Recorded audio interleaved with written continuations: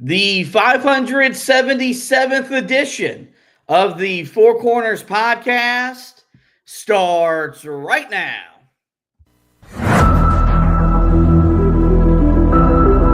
This is the Four Corners podcast. And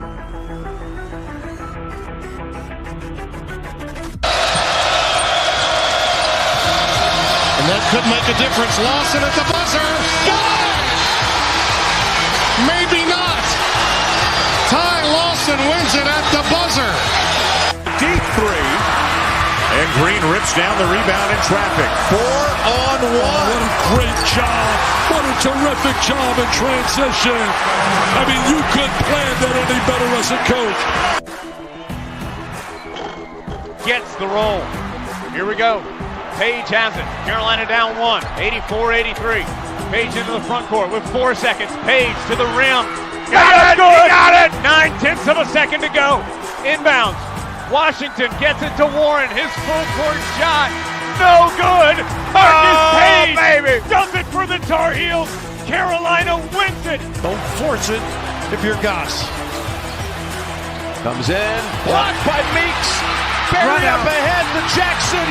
And he tucks it down for the 5-point lead. Matthews off the mark. And this year, the confetti is going to fall for North Carolina. They're not going to be denied this time. Inside 30 overall. Love, top of the key. Oh! Big time delivery. Here are your hosts, Josh Marlowe and Anthony Pagnotta. Hello and welcome into another live edition of the Four Corners podcast. We are powered by Carolina Electrical Services. Josh and Anthony here with you on a Monday night. Finally getting to an edition of the episode I've been wanting to get to for about 2 weeks, but with a bunch of late news around Carolina adding another transfer portal player, Luka Bogovac setting his arrival date, this edition kept being pushed back. But we're here tonight to talk about and really react to what the Field of 68 had to say about Carolina's offseason. Randolph Childress, Jeff Goodman, they did a podcast about it, about a 20-minute edition that I listened to last week, and we're going to dissect all that for you, doing the work so you don't have to. We'll bring you the audio, then we'll react, and mainly I'll just criticize what they had to say, mainly one person's criticisms about Carolina's offseason. We'll get to that momentarily. We start every edition as we always do with the pod thought of the day. We go to current Carolina basketball senior Seth Trimble for that pod thought. That thought is, quote, adversity's going to hit in life. It's not always going to go the way you want, but it's about the work you put in. It's about the dedication. It's really up to you at the end, how you make the best of it, what you make happen, end quote. And I think that's the best quote to set the theme for where this team, this program is for Seth Trimble entering his senior year as a basketball player at Carolina. I think it's fair to say that his 4 years in Chapel Hill may not have gone the way he envisioned them from the time his commitment, but this is now a guy that I think this fan base is ready to embrace as the next fan favorite. He's the guy that when he withdrew from the transfer portal 2 years ago said, quote, my heart and soul belongs in Chapel Hill. I think you saw that kind of embodied down the stretch last year when he was really emerging as a leader for Carolina on the court as well as off of it. And also, you know, when we talk about adversity and we look at it from the player perspective, it's also the same thing for this head coach and a coaching staff that enters a pivotal year. It enters a year where they've got to deliver results on the court. And so for the players and the coaching staff, this season's all going to be how they make the best of it. And all starts with the dedication and the work that they've put in. And it seems like what we've seen from social media, this is a group that is collectively working hard to get this Carolina program back where we expect it to be, which is the top of the ACC and the national polls. Yeah, and that's what you hope, because this team is not going to be necessarily the most talented team that we've ever seen take the court. They've gone out and gotten some guys that I think can really help them, but this is not going to be the most talented Tar Heel team that we've ever seen. In terms of the talent level, I don't even know if you would consider it raw talent-wise better than what you had last season. I think it's going to be about how dedicated this team is to working and how dedicated they are to proving that last year was not what that team was capable of, that team simply did not play with the dedication that was needed to be able to win at the level that they needed to. I think that's what you're going to see from this year's leader, a guy that, I think last year felt a little handcuffed by RJ Davis still being there. I think Seth Trimble is going to be the leader that this team needs. And I think that's really going to carry Carolina this season. So, you see that quote right there. Hopefully that's one that everybody in that locker room is taking to heart. And hopefully that's something that we see show up immediately, starting with with the scrimmage that they're going to have, the exhibition game that they're going to have, rather, with BYU. Hopefully that'll be where we'll start to see it almost immediately and extend throughout the non-conference season. Even though it's not going to be nearly as tough of a slate, it's still going to be, a proving ground for Carolina to show just how good of a team they are. And I think this, when you see leadership like this, it has to get you feeling somewhat confident in this group, because last year we just didn't see a vocal leader on the team. And that was, I think, what really cost Carolina a year ago. Yeah, there's no doubt about that. Leadership was something that was missing on and off the court for Carolina. I think it's going to be a big point of emphasis this offseason for Hubert Davis and this coaching staff. And I do expect Seth Trimble to be a guy that leads for Carolina all season long. And I think it's going to be fun to watch him really grow into a vocal leader, something that they're going to need him to be, as well as doing the leading by example, kind of what we've seen from RJ Davis his last handful of years in college basketball. Let's get to what we're here to do tonight, which is basically react to what the Field of 68 had to say about Carolina's offseason. We did this a few weeks ago with John Rothstein of the CBS Sports Podcasting Network. Y'all guys ate that up, so I figured, well, we had another entity do it. Let's do it again. Newsflash, our good friends over at the Island College Basketball Podcast, they're doing their summer shoot-around series. They'll do a podcast on Carolina later this summer. We'll be here to react to that one as well. But tonight we'll focus on what the Field of 68, what they had to say. They continue their offseason grade series with the Tar Heels. This was a podcast that was hosted by Jeff Goodman and Randolph Childress, where they dissected what Carolina did in about a 20-minute episode. So I've got 5 audio clips I want to play for you guys, and then we will react to them.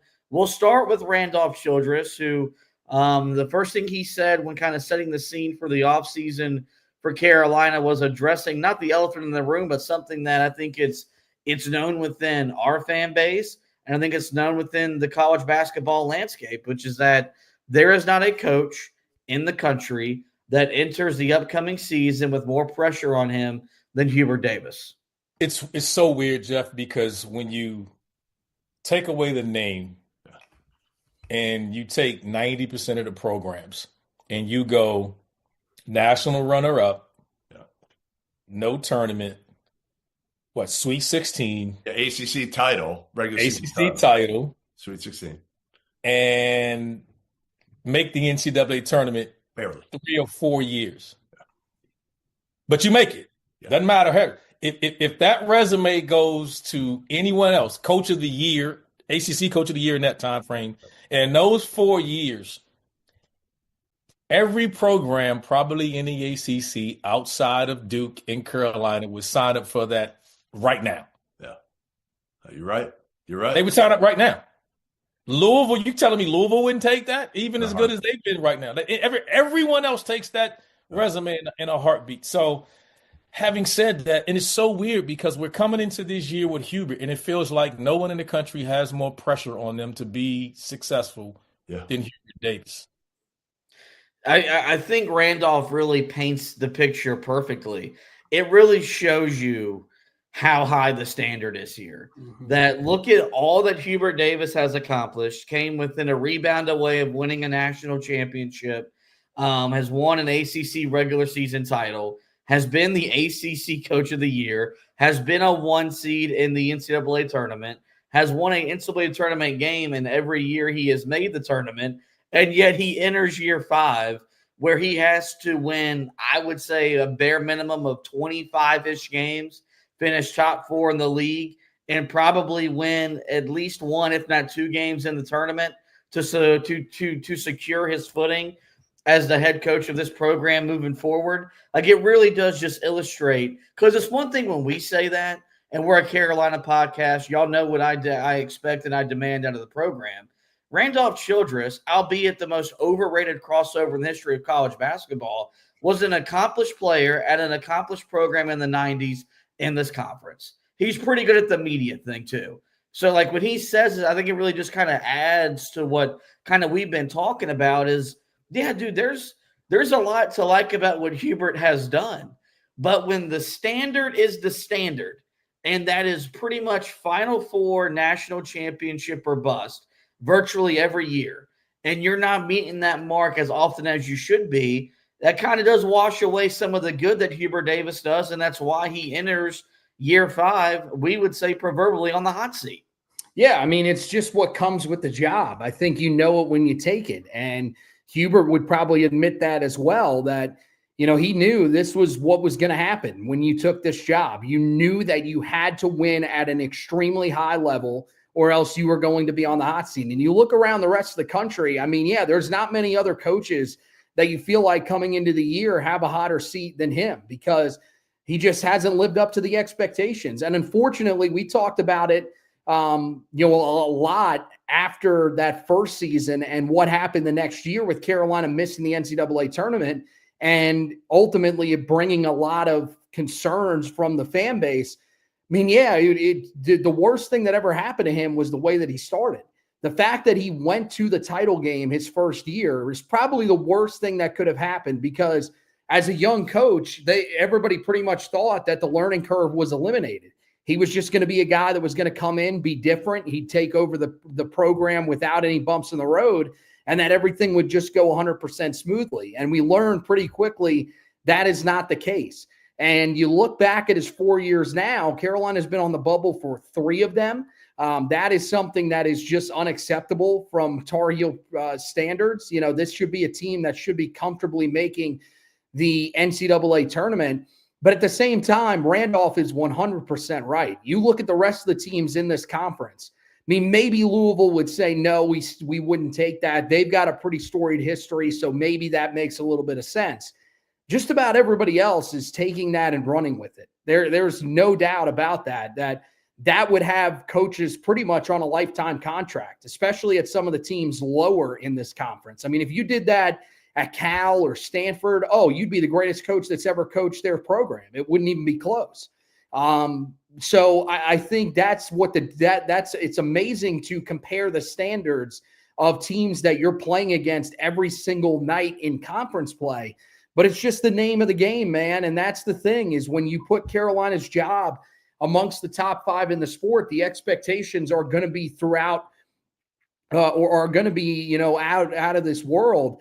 But I do think that, let's say he was doing what he did, last year consistently. And by last year, I mean 2 years ago when he got the team, in an ACC regular season title and got them to the Sweet 16. If that was something that was a pretty regular occurrence, the other years where you weren't doing that, you were still a team that was finishing top 3, 4 in the ACC, comfortably making the NCAA tournament, we wouldn't be having this conversation. But when you're the last team in the field this past season, and many believe that you shouldn't have made the NCAA tournament, that's not an area that Carolina feels like they should be at. And it makes a little bit of sense why you enter this season with your head coach on the hot seat. Well, I think 2 things. If what happened 2 years ago when Carolina won 29 games, ACC regular season champions, ACC tournament final, they made the Sweet 16. If that was happening more often than not, but you still have that end result, we're still having a conversation about Hubert Davis. It's just kind of the same conversation that existed around Roy Williams when he was at Kansas, and really Dean Smith when he was at Carolina. Will he ever win the big one? Is he capable of getting over the hump and winning the national championship? I think that conversation would be a lot more fun to have, because that means you're playing meaningful games deep into the tournament. We haven't done that consistently enough the last 4 years. And I want to make this very clear because I think Carolina, with what they did from a financial standpoint this offseason, has made it very clear. College basketball is in a different space than it was 2 years ago, than it was 5 years ago, 10 years. I mean, how you want to put a timeline on it, the sport's different. The expectation, the standard is not. Like, this is a program where you are given every resource available to win and win at a high level. And you're right. Part of the pressures that he's inherited, it's just like Carolina basketball. It's one of those jobs that whenever you're the head coach of the Green Bay Packers, the manager of the New York Yankees, no matter what it is, Carolina basketball is in that entity where this is a job it'll overwhelm you. And we saw what happened to Matt Doherty. I don't want to say it's going to happen to Hubert Davis, but it's one of those jobs. I say it all the time. 95% of casual basketball fans don't know who coaches or the Orlando Magic or the Minnesota Timberwolves. They know who coaches Carolina basketball. And so with that, there comes an expectation that he has to meet. And hopefully, man, he starts meeting that in a big way starting this upcoming season. Well, because now one of the things that he didn't have is he didn't have that GM. You said that he had everything at his disposal. That was one thing that he didn't have coming into this offseason. And Carolina goes out, they get Jim Tanner. Now, this is why the standard is different. Because people will say, well, you are the guys that are saying that we should have been keeping him in place to this time. What changes if he barely makes the NCAA tournament this year? Well, you've got a roster that you spent $14, $15 million on, and you've got a general manager in Jim Tanner that we were looking for this program to go out and get. So now you've got everything at your disposal. You literally do. You built this roster with a significant amount of money. You built it with a GM who's taken the pressure off of your plate and should just allow you to really go out and coach. And so now there's no excuse for you not to be able to win at the highest level. That's what's, I think, going to be different this year, where if we're sitting here at the end of the season, we're talking about moving on from Hubert Davis. That's what's changed in our minds and what allows us to get to that headspace. Well, let's get to the next soundbite. We'll transition now to Jeff Goodman, who voiced his concern about the general manager hire of the aforementioned Jim Tanner. They brought in Jim Tanner, a veteran, experienced NBA agent who had been doing a long time, Carolina alum, brought in to be the GM. And I've questioned it a little bit. I just don't know if that's the right GM for me. If I was hiring a guy, I would hire a guy who's been in the trenches, who knows what's going on. Because, like, I bet Jim Tanner has no idea who half these agents are who are representing players these days. And he's been so outside. He hasn't been involved in really college basketball. All right. We know Jeff Goodman can be, a contrarian's contrarian. Like, you look up the definition of contrarian, and you're going to see a picture of his face sitting there. Maybe I'm just being too naive. But Carolina goes out and hires a NBA-level agent who's got a bunch of connections in the basketball world, the basketball community, and it's being criticized. Like, I feel like had they went the route of hiring the small guy that had no NBA experience, but did not have ties to Carolina, maybe it would be celebrated. Like, to me, this was Jeff Goodman seeing that, Carolina isn't thinking outside the box.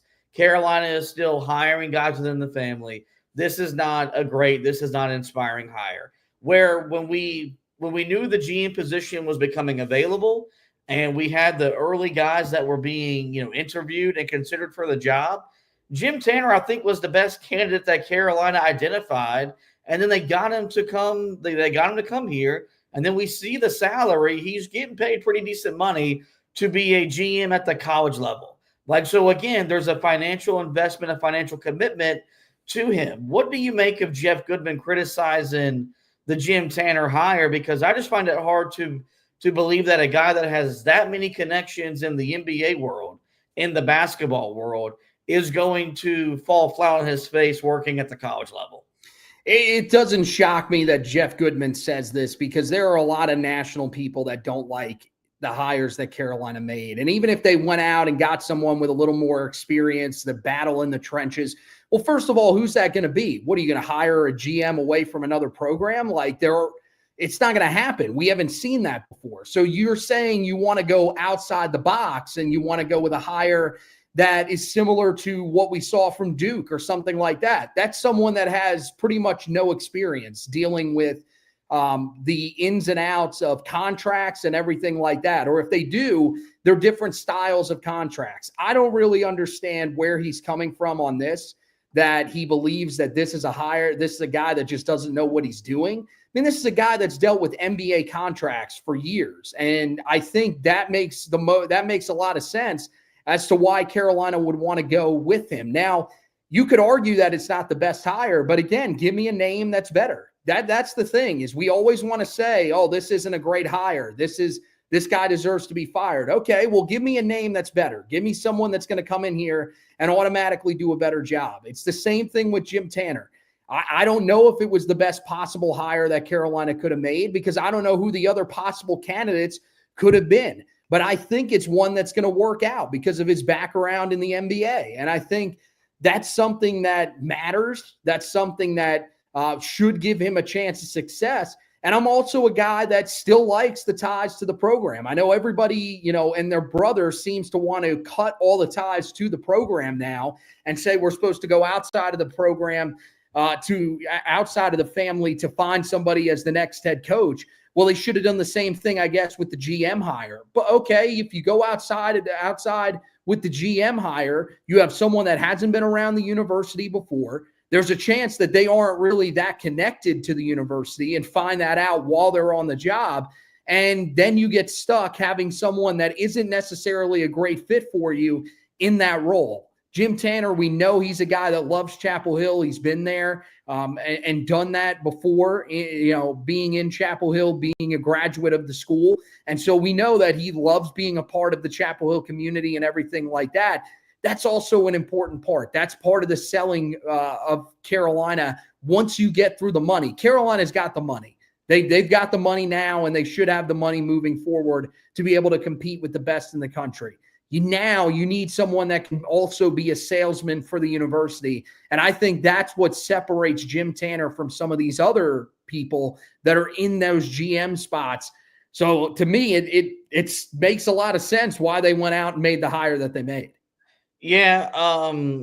I also don't think that Jim Tanner was, I think his role as GM is more of the contractual side, as opposed to what you see the GM in the professional ranks, where you are evaluating and scouting talent. I think Carolina's putting together a front office that is going to do that. Tanner is going to handle the financial money or the financial side, depending on how much Carolina allocates every year out of that $20.5 million to fill out its basketball roster. So I think, we're all in a wait and see holding pattern. There are schools that have had a GM around for a year or two that are off to, they got good starts, but you look at what Duke's GM and her ties to Nike basketball.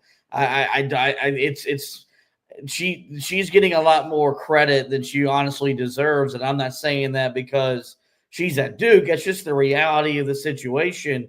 You got to see how all this stuff plays out now that virtually every program is investing in a general manager. I think Tanner is going to prove to be what Carolina needed, which is someone that has connections with the right kind of people, will know how to manage Carolina's money on a year-to-year basis, but also make sure that they're in a position to pay the top talent that you want to pay, whether it's coming out of high school, the transfer portal, or as we've seen now, as Carolina is dipping into the international market as well. Let's get to the next piece of sound.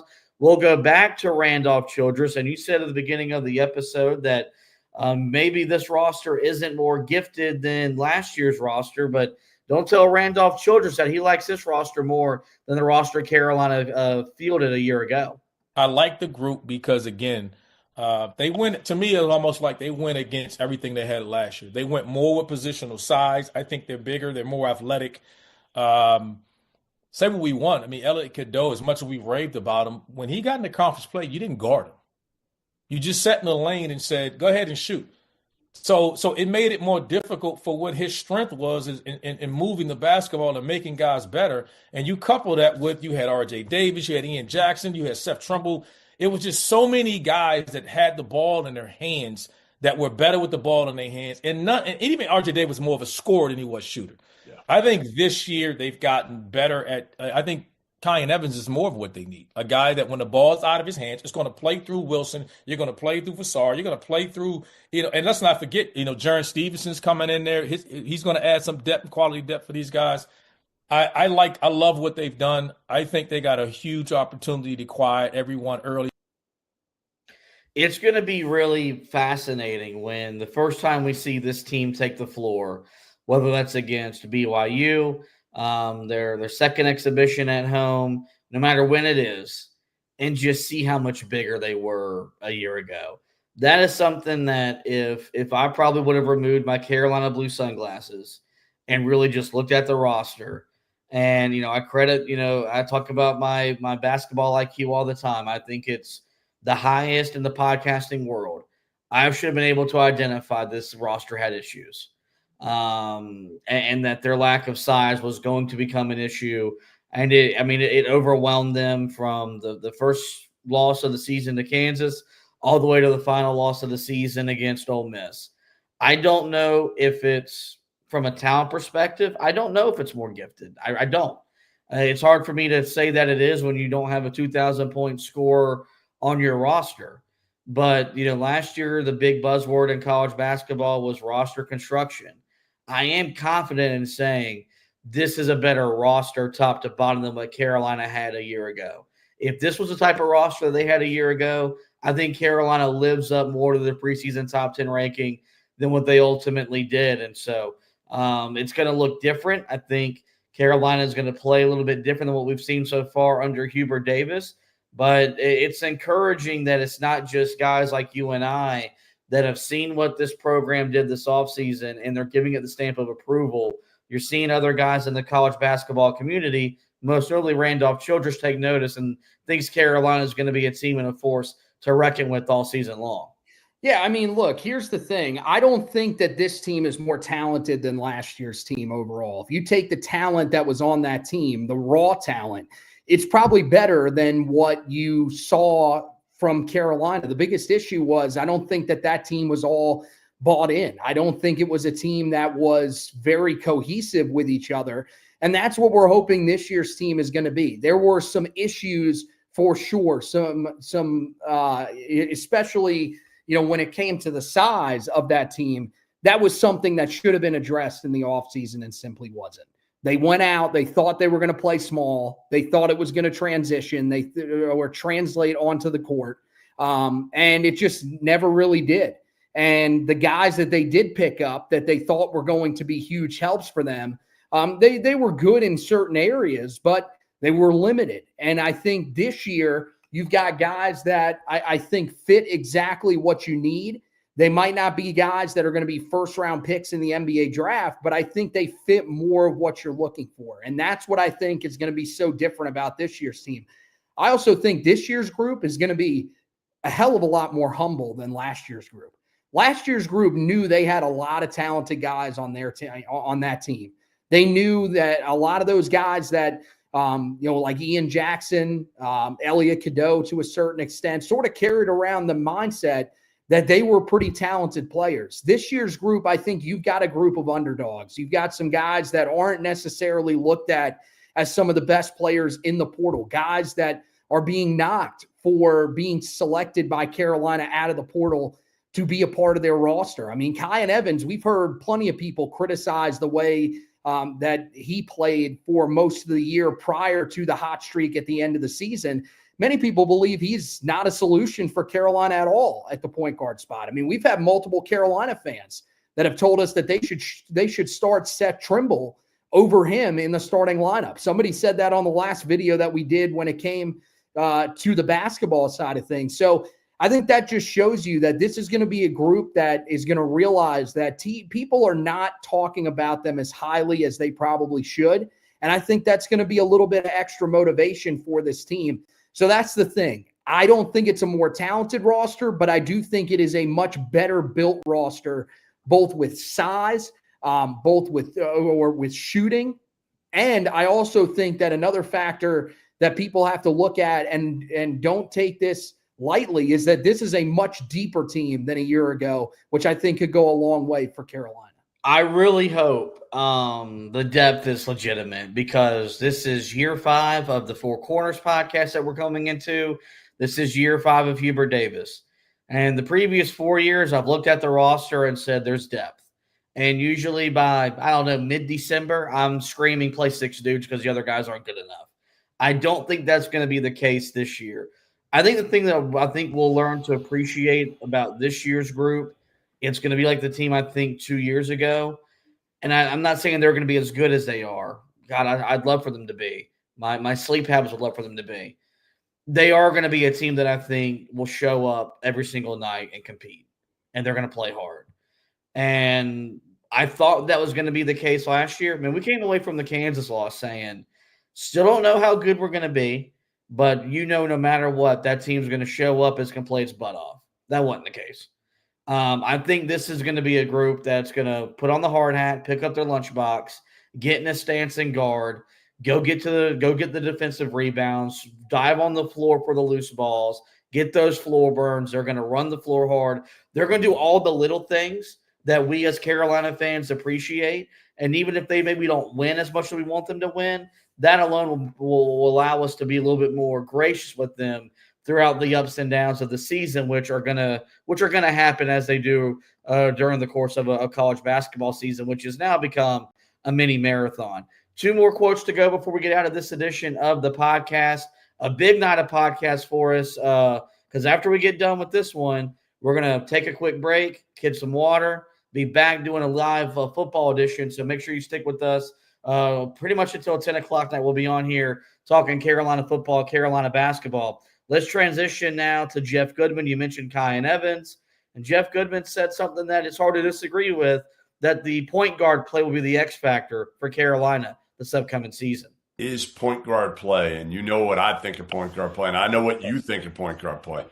That, to me, is clear X factor with this Carolina team. Like, clear X factor is point guard play. Is it going to be strong enough? Because if it's not, you can have the best bigs in the world, but if you can't get the ball to them, it doesn't matter. All right, so we all know what I think about guard play. It's the most important thing in the sport entirely. Especially when you get to the month of March, which is ultimately the make or break year and how we ultimately feel about seasons as a whole. Carolina moves off from Elliot Cadeau. They bring in Kyan Evans, who I think is expected to be the primary ball handler. I do think Seth Trimble will be prepared to be on the ball a little bit more often. That's something that Jeff Goodman said he would have been a bit. He's been a proponent of, is wanting to see him on the ball. I think he flows and plays much better off of it. You've got Derek Dixon coming in as well. I love the Jaden Young addition from Virginia Tech as a veteran, secondary ball handler coming off the bench. When you look at the way this roster is constructed, is it fair to say that the level of play that Carolina gets from the point guard spot, whether it's individually or collectively, will be what makes or breaks this upcoming season? Yeah, it sure feels like it. I think when you look at the way that this team is built, and when you look at the way that Carolina teams have always really been built, we've talked about it since Phil Ford was here. We talked about it on the last edition of What If. This just seems like something that Carolina has to have is good point guard play. They need someone that's going to be able to set this team up. And the thing is that a lot of these guys that Carolina has this year, they're not going to be able to create on their own. There's some guys that have that ability. Bogovac certainly does. I think that's one thing that you like about his game, is that he can sort of create his own. We know that Seth Trimble is capable of doing it. But outside of that, a lot of these guys need to be set up for success. And I think that's where Kyan Evans comes in. The thing about Kyan Evans is I think he's a guy that's going to be more comfortable with the ball out of his hands than some of the other guys that Carolina's had in the past. And you could say, well, wasn't Elliot Cadeau that type of player as well because of the way that he liked to share the basketball? Yes, but I do think that Kyan Evans will be able to score the ball a lot easier than Elliot Cadeau will. First of all, he's got the outside shot that Elliot Cadeau doesn't have. And so the confidence should be there for him going into the season, something that we have not had at the point guard spot the last 2 years. You've had a guy that's a shell of himself after about the first 4 or 5 games of the year because the mistakes start to add up. He starts beating up on himself. And unfortunately, Carolina was never really able to get out of the way of that. And, that's just something that Elliott unfortunately has to deal with. I hope he's able to get over that at Michigan. And I hope that's something that, is a problem of the past for him. But that's really what stood in the way for Carolina these last couple of years was they did not have a point guard. They had a guy that would disappear completely from the box score at certain times. And then with the turnover issues, it became even worse. You're going to have a guy in Kyan Evans that I think is going to be a little more under control, and I think is going to be much more effective on the offensive end. And so I think that's going to allow Carolina to have some success. And, if they have to play Seth Trimble on the ball at certain times, to me, that's not really that big of a deal. I do think that he is more than capable of doing that. I think you're probably right. He's got a guy that plays a little bit better off the ball. But I do think that he has those on-ball skills. The good news is that he's not a guy that thinks he's so great with the ball in his hands on ball that it's going to become an issue. He's not going to be a guy that's going to say, I should be the one bringing the ball up and setting up the offense, not Kyan Evans. I feel like he's comfortable with whatever role he's in. And so I think that's what's going to lead to a lot of success for Carolina. But certainly when you have the types of pieces that Carolina has, you have the size that Carolina has, you need someone that knows how to set those guys up. And I'm hoping that's what Kyan Evans can be.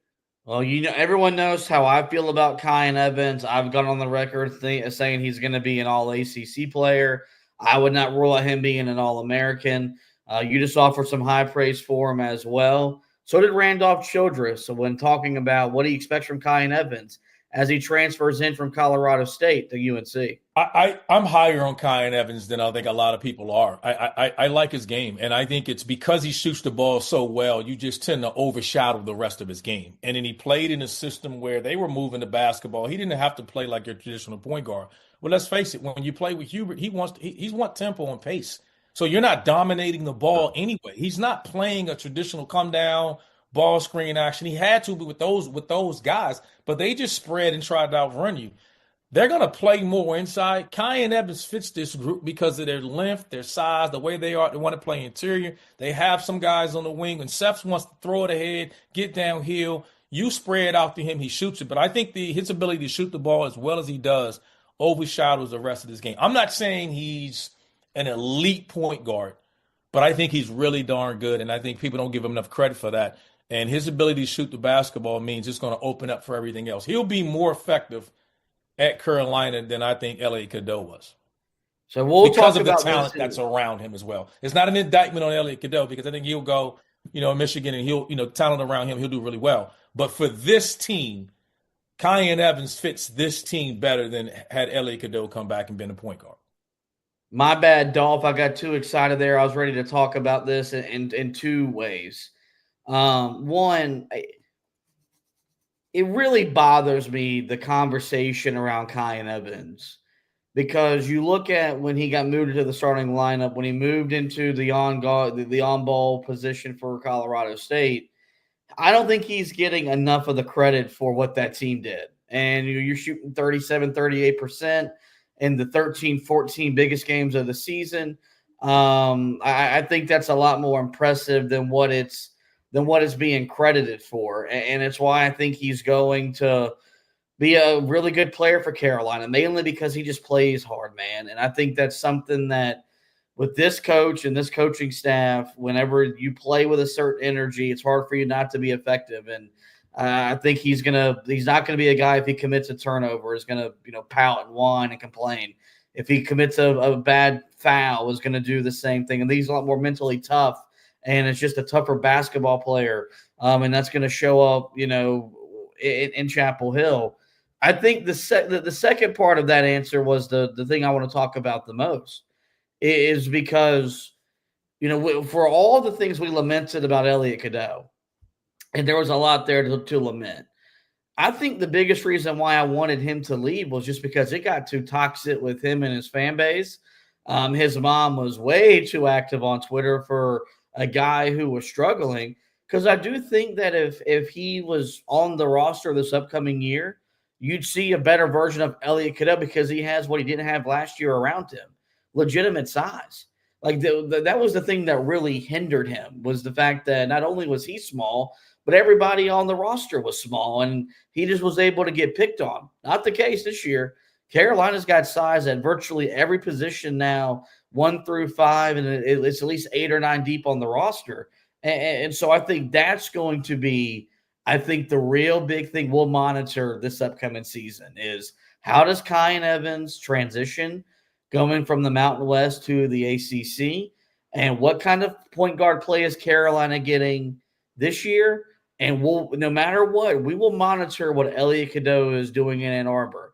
Dusty May is a fun coach. I think maybe get the most out of him, but I think that's going to be a talking point we're going to have this upcoming year, because there was a lot of blame put on Ian Jackson, Elliot Cadeau, 2 guys that Carolina shipped out. But if those guys go on to play at a real high level, and Kyan Evans isn't the guy that I'm projecting him to be, we'll be having to have an honest conversation about that decision to move on from Ellie. Yeah, I mean, it certainly is going to be one of the more interesting storylines. And, you're just hoping that what you saw at the end of last year from Kyan Evans really is what carries into this year. 14 games to close the season. He was as good as just about any point guard that was in the NCAA tournament. He had his moments. You go back to the game against Memphis, he scores 23 in that game, knocks down 6 threes. He was just phenomenal.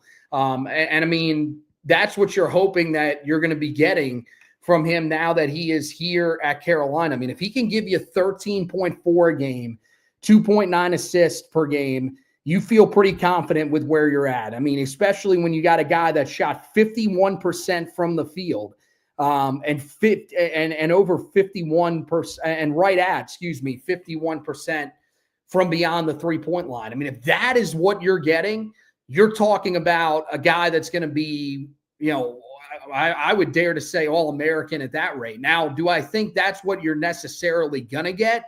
I don't think that's a guarantee by any stretch.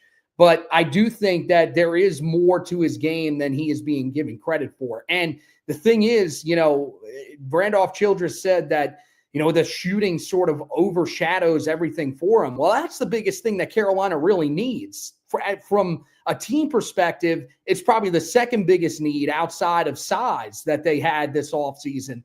But from the point guard position, that's probably the thing they needed the most, more than anything. It's just a guy that can shoot the ball from the outside, a guy that if you get into half-court offenses isn't a complete liability from beyond the arc. And that, I hate to say it, that sounds really harsh for Elliot Cadeau, but it was true. He was a guy that you feared taking outside shots because he simply could not hit them. There was no confidence in his shot. The shooting form was all right, but Kyan Evans is a smooth all-around player. You feel like he's going to be very confident when he's taking those shots from the outside, and hopefully it translates. I'm not going to lie to you. The scrimmages that Carolina had back in the summer, there was one scrimmage he didn't score. That was not good. That was not something that I looked at and said, oh boy, this is something that we just passed by. Oh no, that's something that hopefully is going to change and change quickly. But again, that is summer scrimmages.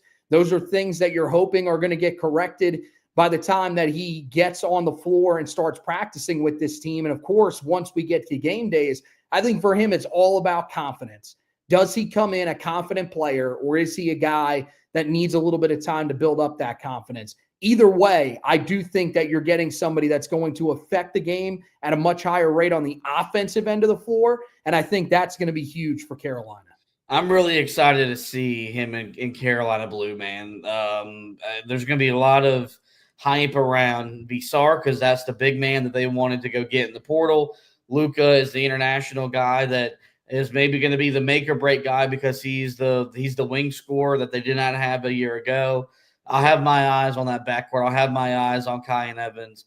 I think he's poised to be the guy you saw leading Colorado State to almost a berth in the Sweet 16 and be a guy that, will be able to quiet the doubters and really prove he can play at this level and play at an institution like Carolina. And that's the hope because there's a lot riding on him individually for him to be that guy. Because if he is that guy with the way this roster is constructed around him, I think that would really bode well for Carolina in the short term and in the long term for the upcoming season. Well, that's our look at the Field of 68 review of Carolina's offseason. I really hope you guys enjoyed hearing from Randolph Childress and Jeff Goodman. And I hope you really enjoyed the way we broke down what they had to say about Carolina. We'll be back in a few weeks whenever the Ion College Basketball Podcast, they do the same thing, which probably means Nada will be on shortly afterwards. I can't get Gary Parrish on the show. I can't get Matt Norlander, but I can get the producer. So be on the lookout for that one. That'll probably come after we conclude our off-season project, which has been the What If series. But for that's going to wrap up this edition of the show. In the meantime, we will direct you guys to the website. That's HeelToughBlog.com. It's in full-blown preseason football mode. We're 3 weeks away from the opener. This time, 3 weeks from now, we'll be hopefully enjoying what will be a win over TCU. So Anthony's getting you ready for the upcoming season with full position previews and breakdowns. We've already finished the offensive side of the football. We've turned our attention to the defensive side, so make sure you're checking all that out. Belichick and his staff busy on the recruiting trail as well. So make sure you're reading all the recruiting information that Anthony has you covered with. Same thing for Carolina basketball. They got some recruiting info over the week, and I had an article about that. You go and check that out. As for the podcast, you guys know where to find us. Every major podcasting platform. Simply search the Four Corners Podcast and we'll pop up. There, we encourage you guys to rate, review, and subscribe. That way you don't miss any editions of the show throughout the remainder of the basketball off season. Well, with that, guys, it is going to wrap up this edition of the show. We want to thank you for watching and listening. I want to thank Anthony for hosting with me. And as always, go Tar Heels.